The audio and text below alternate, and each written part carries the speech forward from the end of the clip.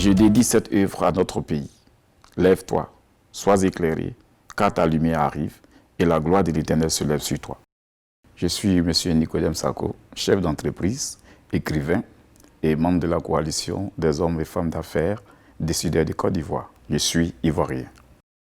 Aux chevilles de la Côte d'Ivoire est une œuvre de longue haleine et après plusieurs années, c'est-à-dire nous avons réfléchi à ce livre-là depuis 1998 et après plusieurs recherches, Aux chevilles de la Côte d'Ivoire est sorti grâce aux éditions Serap de la Côte d'Ivoire.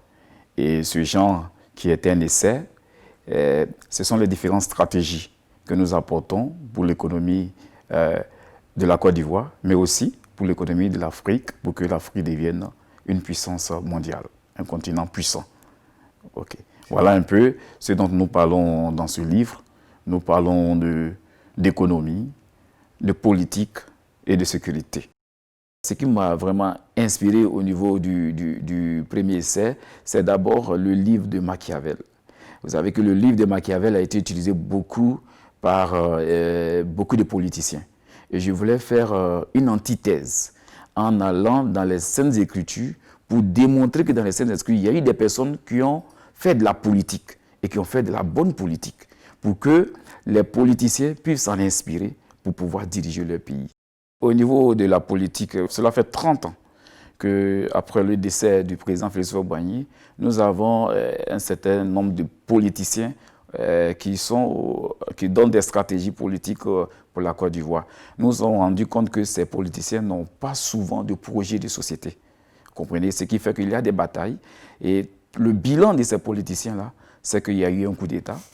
Un autre bilan, il y a eu une rébellion. Et enfin, il y a eu une guerre.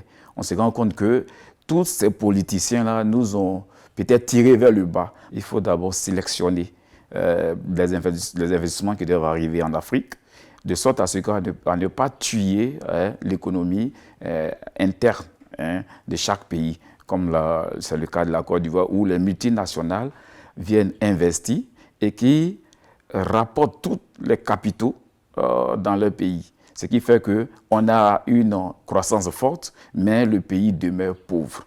Au niveau sécuritaire, vous savez, ça fait 60 ans qu'on a des indépendances. Mais lorsque nous sommes attaqués par des djihadistes, nous sommes attaqués par encore d'autres des ennemis, on a recours immédiatement à la métropole, à la France.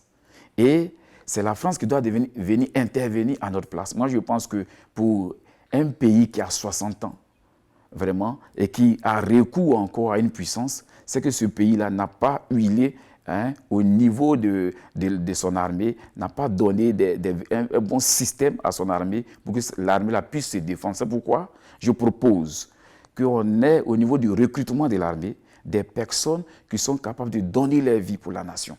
Ça, c'est au niveau du recrutement, mais une politique budgétaire qui va permettre d'équiper l'armée. Vous comprenez? Ce qui va faire qu'il y aura un moment où, en Côte d'Ivoire, comme dans les autres pays d'Afrique, on n'aura plus recours aux autres présidents par des écrits qui ressemblent un peu à une mendicité sécuritaire, mais on aura nous-mêmes des forces que nous allons équiper et qui vont défendre nos pays. En ce moment-là, l'Afrique connaîtra la fierté, cette fierté que nous recherchons au travers de ce livre.